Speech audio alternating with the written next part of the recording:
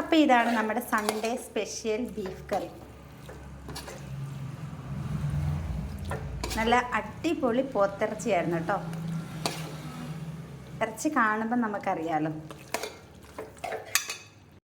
Hi, അപ്പോൾ ഞാൻ Sunday ആയിട്ട് ബീഫ് കറി വെക്കുക കേട്ടോ.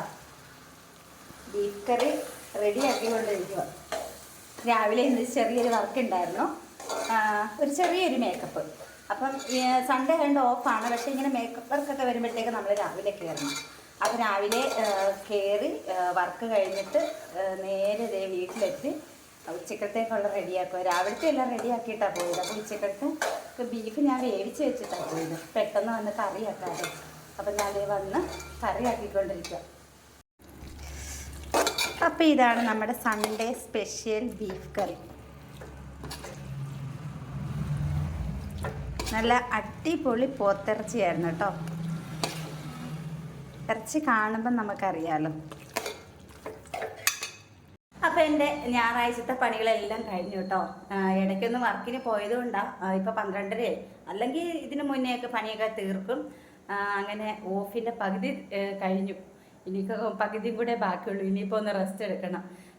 ഞാൻ ചോറാക്കിയിട്ടുണ്ട്.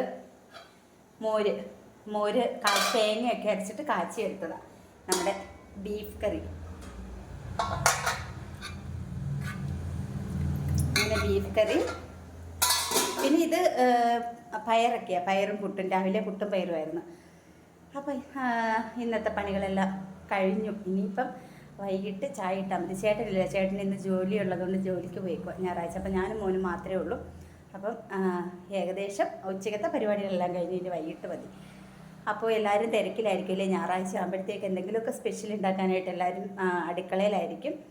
അപ്പോൾ അതിനിടയ്ക്ക് നമ്മുടെ വീഡിയോ കൂടി കണ്ട് സപ്പോർട്ട് ചെയ്യുക. പിന്നെ വീഡിയോ ഇഷ്ടമായിട്ടുണ്ടെങ്കിൽ ലൈക്ക് ചെയ്യാൻ മറക്കരുത്. പുതിയൊരു വീഡിയോ ആയിട്ട് വീണ്ടും കാണാം.